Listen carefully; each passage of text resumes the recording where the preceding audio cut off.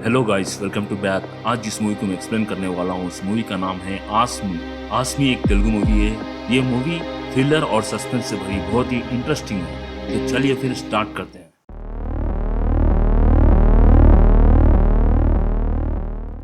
Movie की शुरुआत में दिखाया जाता है एक बंद कमरा और उस कमरे में एक लड़की जो बेहोशी के आलम में सोई हुई रहती है। जब उसे होश आता है, वो उठती है तो वो देखती है चारों तरफ उसके सिवा वहाँ कोई नहीं रहता। हैरान हो जाती है, वो परेशान होती है कि मैं यहाँ पर कैसे आई, मुझे यहाँ पर किसने लाया। और इसी लड़की का नाम है आसमी। और उसके पैर में एक इलेक्ट्रॉनिक गैजेट लगा हुआ होता है जिसे वो खोलने की कोशिश करती है, लेकिन वो नहीं निकलता।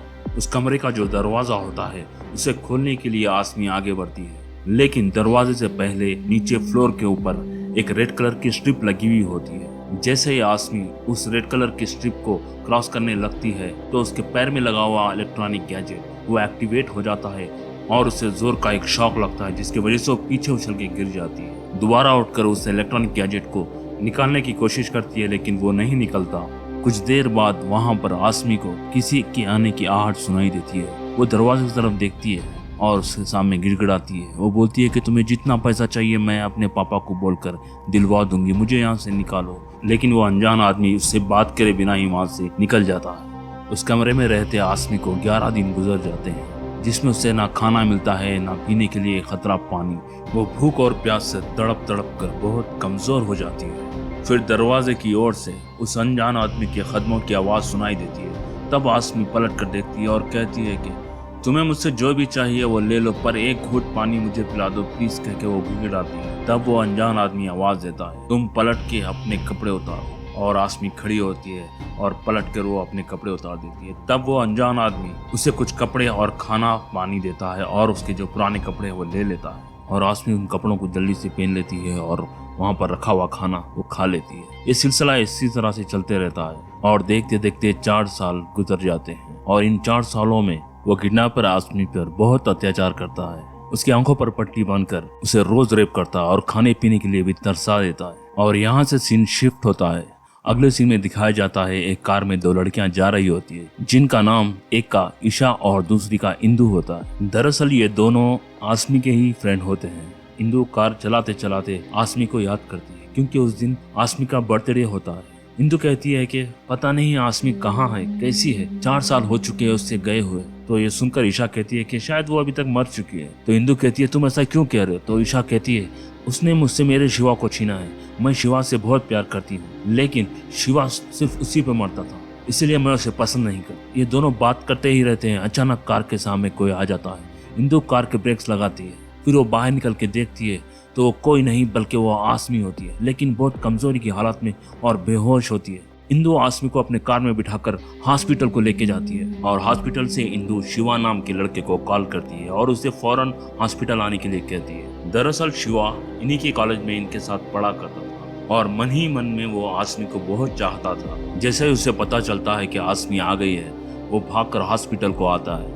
इतने में आसमी को होश आ जाता है। तो इंदु से पूछती है कि तुम 4 साल से कहाँ थी? तो आसमी कहती है मैं वो सब तुम्हें बाद में बताऊंगी, लेकिन मुझे पहले बताओ कि मेरे माँ बाप कहाँ हैं। तो इंदु कहती है कि तुम्हारे जाने के बाद तुम्हारे माँ बाप बहुत डिप्रेशन में चले गए थे, वो ये सदमा बर्दाश्त नहीं कर सके, उन दोनों ने सुसाइड कर लिया। ये बात सुनते ही आसमी बहुत रो पड़ती है। उसके बाद इंदु और शिवा कमरे के बाहर आते हैं आपस में बात करने के लिए। इंदु शिवा से कहती है क्या हुआ होगा आसमी के साथ जो 4 साल के बाद इस हालत में लौटी है? कहीं वो किडनैप तो नहीं हुई थी? अगर किडनैप हुई तो किडनैपर ने फिर उसे क्यों छोड़ दिया? तो शिवा कहता है जिस हालत में वो मिली है मुझे लगता है कि उसे कोई किडनैप किया था, क्यों ना हम पुलिस कंप्लेंट करें। तो इंदु का हस्बैंड उसे रोक लेता है, बोलता है कि आसमी अभी ठीक हालत में नहीं है, अगर पुलिस आएगी तो उससे लाखों सवाल करेगी, क्यों ना हम पहले आसमी से क्लियर करते हैं, उसके बाद हम पुलिस के लिए आगे बढ़े। इतने में वहाँ डॉक्टर आता है और इंदु से कहता है कि हम आसमी को डिस्चार्ज कर रहे हैं, आप अभी आसमी को ले जा सकती हैं, वो ठीक है। इंदु खुश होती है और शिवा से कहती है शिवा आसमी का हमारे सिवा इस दुनिया में अभी कोई नहीं, लेकिन मैं अपने घर पे नहीं ले जा सकती क्योंकि मेरे घर पे रिलेटिव्स है, क्या कुछ दिनों के लिए तुम अपने घर पे रख सकते हो? तो शिवा कहता है मैं तो तैयार हूँ, लेकिन क्या इसके लिए आसमी मानेगी? तो इंदु आसमी के पास जाती है और उसे सब कुछ बताती है। उसके बाद आसमी शिवा के साथ रहने के लिए रेडी हो जाती है। फाइनली शिवा आसमी को अपने घर लेकर आता है। आसमी को उसके कमरे में छोड़कर शिवा खाने के लिए नीचे आता है और खाना लेकर जब ऊपर जाता है देखता है तो आसमी बेड के बजाय जमीन पर लेटी हुई होती है। दरअसल उसे 4 साल से जमीन पर सोने की आदत पड़ जाती है और ये देखकर शिवा परेशान हो जाता है। फिर शिवा की नजर उसके पैर पे पड़ती है, जो इलेक्ट्रॉनिक गैजेट की वजह से आसमी के पैर पे एक घाव बन जाता है। जैसे ही शिवा उसे छूता है तो आसमी चिल्ला कर उठती है और उसे चले जाने के लिए कहती है। तब शिवा वहां से निकल जाता है। दरअसल आसमी अपने पास्ट को नहीं भूल पा रही होती है, क्योंकि 4 साल में उस किडनैपर ने आसमी पे बहुत अत्याचार करता है। लेकिन शिवा आसमी का पूरा ख्याल रखता है, वो उसका इलाज करवाता है, लेकिन आसमी भुला नहीं पा रही होती है। इस तरह से आसमी को शिवा के घर में रहते 6 महीने गुजर जाते हैं। आसमी की बिगड़ती हालत देखकर शिवा को गुस्सा आता है। वो उस पर चिल्लाता है, बताता है कि तुम उस हादसे को भूल जाओ और नई जिंदगी की शुरुआत करो। तुम ठीक होने के लिए मैं लाखों कोशिश कर रहा हूँ, लेकिन तुम होकर उसे भूलना ही नहीं चाहती हो। और ये कह के यहाँ से शिवा निकल जाता है और इंदु वहां पर आती है और आसमी को समझाती है कि क्यों ना तुम शिवा से शादी कर लो। आखिर तुम कब तक ऐसी रहोगी, अपने फ्यूचर के बारे में क्यों नहीं सोचती। तब आसमी कहती है, क्या मेरे को शिवा एक्सेप्ट करेगा। तब इंदु कहती है, बस वो एक ही था जो तुम्हारे आने का इंतजार कर रहा था, वो तुम्हें अब भी बहुत चाहता है। आसमी, तुम उससे अगर शादी कर लोगे तो तुम दोनों हमेशा खुश रहोगे।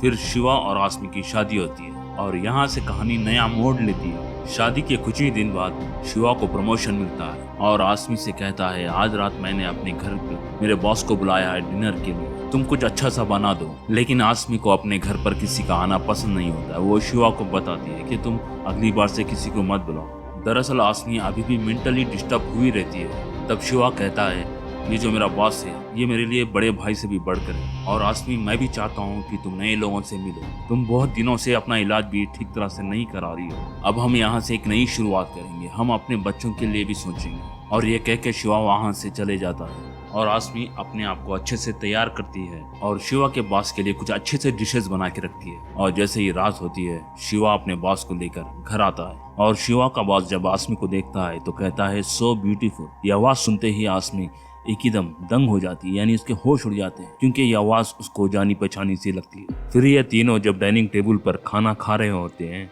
तो शिवा कहता है, प्रोफेसर आसमी खाना बहुत अच्छा बनाती है। तो आसमी फिर चौंक जाती है और शिवा से पूछती है, तुमने अपने बॉस को प्रोफेसर क्यों कहा।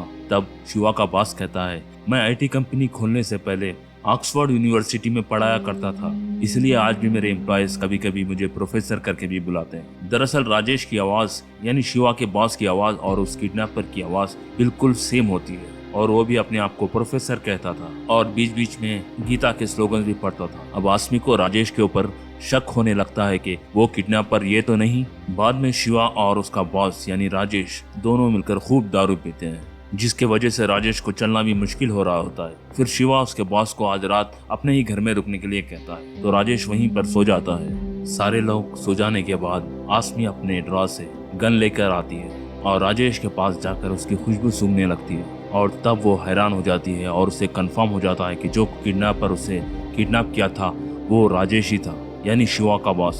तब आसमी उसको उसके बेड से खींचते हुए बाहर की ओर लाती है और कुर्सी पर बिठाकर उसके हाथ पैर बांध देती है और इतने में राजेश को होश आते ही वो चिल्लाने लगता है। तब आसमी अपने साड़ी को ऊपर उठाकर अपनी पैंटी निकालती है और उसके मुंह में घुसर देती है और उसके ऊपर से टेप लगा देती है और यह सीन फिल्म का हाईलाइट सीन था। अब आसमी पूछती है राजेश से, बताओ प्रोफेसर, तुमने मेरे साथ ऐसा क्यों किया?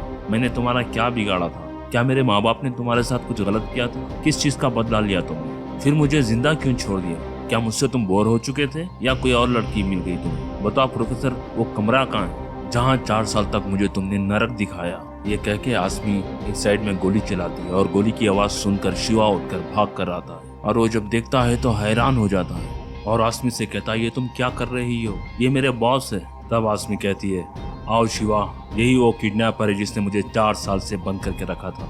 लेकिन शिवा आसमी पर भरोसा नहीं करता।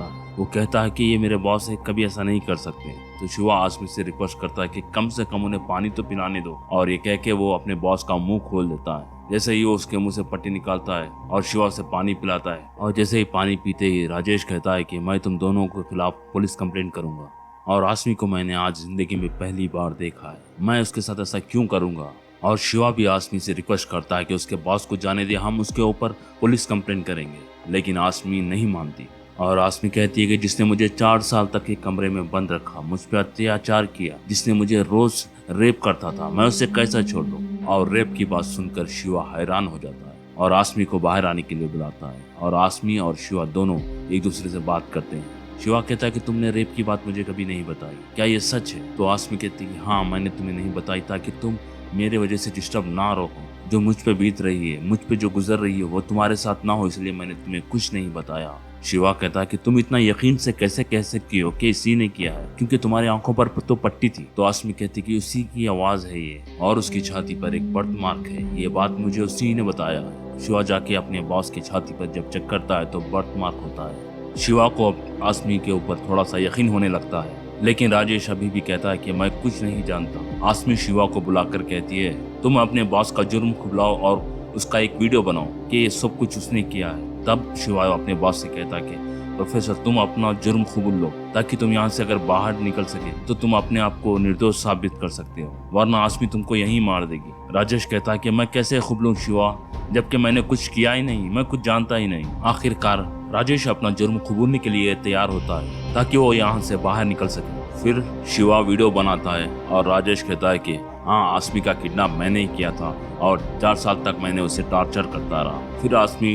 राजेश से पूछती है वो कमरा कहाँ है जहाँ पर तुमने मुझे 4 साल तक रखा था। राजेश कहता है कि कौन सा कमरा, मैं किसी कमरे को नहीं जानता। आसमी कहती है अगर तुम सच सच नहीं बताओगे तो मैं तुम्हें यहीं पर मार डालूंगी, और तुम्हारा वीडियो भी मेरे पास है, वो पुलिस को बता दूंगी। शिवा आसमी से कहता है राजेश का एक गेस्ट हाउस है, क्यों ना हम वहाँ पर जाकर चेक करें, शायद हमें कुछ क्लू मिल जाए। फिर ये तीनों राजेश की गेस्ट हाउस के लिए निकलते हैं और वहाँ पर वो कमरा आखिरकार मिल जाता है जहाँ पर 4 साल उसने आसमी को रखा था। और वहाँ ईशा नाम की लड़की भी होती है जो इंदु और आसमी की फ्रेंड हुआ करती थी। शिवा उसे देखकर परेशान हो जाता है और शिवा राजेश को मारने लगता है, फिर रुक जाता है। फिर आसमी से कहता है कि आसमी तुम ही इसे खत्म कर दो क्योंकि ये तुम्हारा मुजरिम है। और आसमी अपने गन से उसे गोलियां मार देती है और राजेश वहीं पर मर जाता है। वो अपनी फ्रेंड ईशा को लेकर वहां से निकल जाते हैं। घर आने के बाद आसमी शिवा से पूछती है क्या शिवा मैंने उसे मार कर सही किया ना? शिवा कहता है आसमी से हाँ आसमी तुमने जो भी किया है सही किया है। किस तरह से उसने तुम्हें 4 साल तक बंद रखा और तुम पे अत्याचार किया